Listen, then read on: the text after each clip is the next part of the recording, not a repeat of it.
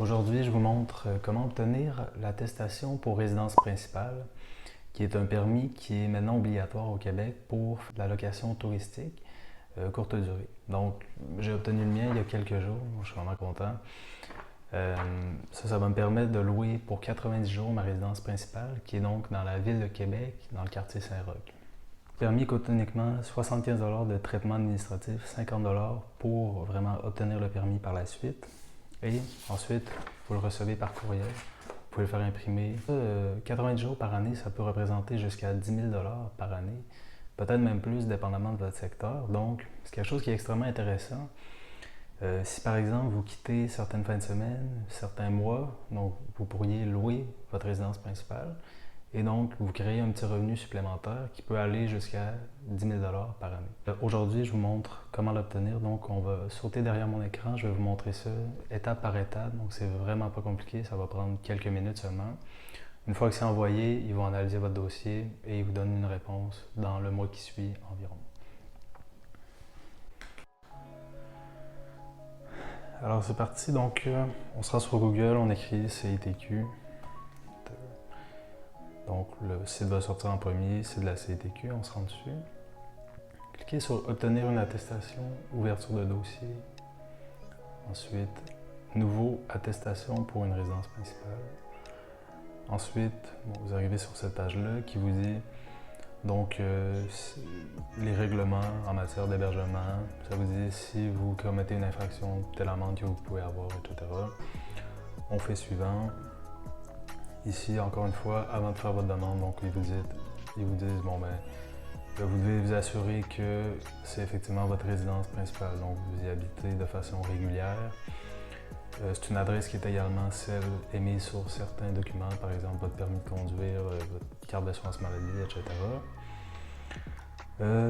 Donc, vous allez la louer à des touristes, donc pour des périodes de 31 jours ou moins contre rémunération, donc sur Airbnb par exemple ou Booking.com.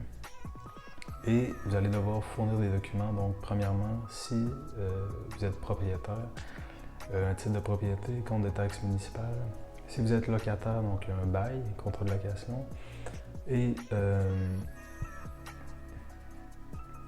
donc si vous êtes locataire, un bail, contrat de location et un document signé de votre propriétaire qui accepte que vous allez faire de la location courte durée. Et également, si vous êtes dans un condo, même chose, donc la copropriété doit accepter que vous pouvez faire de la location courte durée.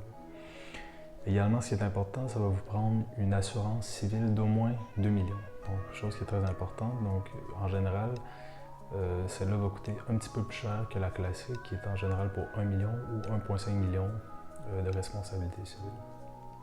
Ensuite, comme je vous disais, il va y avoir des frais de traitement administratif de 75 $ que vous devez payer immédiatement en remplissant votre demande. Et à l'obtention de votre permis, un 50 $ qui doit être payé par la suite. Donc, on clique là-dessus, je comprends, on fait suivant. Est-ce que cette demande est faite pour une personne physique, personne morale? Non, personne physique. S'agit-il de votre résidence principale? Oui.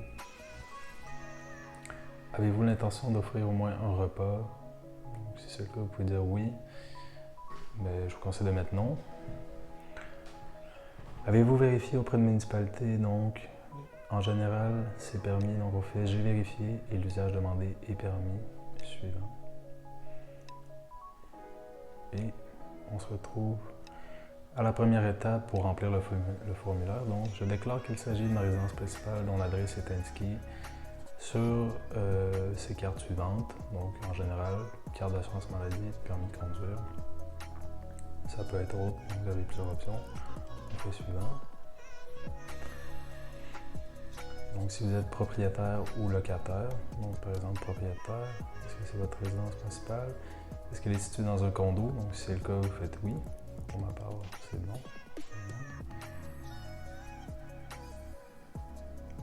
Non. Donc, maintenant, vous devez ajouter vos documents, donc une copie de votre assurance, de votre preuve d'assurance, qui elle va être trouvée auprès de votre compagnie d'assurance, donc très facilement. Et ici, donc contrat de location ou titre de propriété, en fonction de votre situation, donc si c'est un condo, un appartement ou si vous êtes propriétaire. Maintenant, on met l'adresse de résidence principale ici, l'appartement, la ville, code postal, ici le nom des propriétaires, etc. Donc monsieur, ici on va remplir 345, rue de la Cordelle par exemple, 1, 2, 3, j'ai un P3, 4 comme ça. Remplissez vos noms et puis la demande.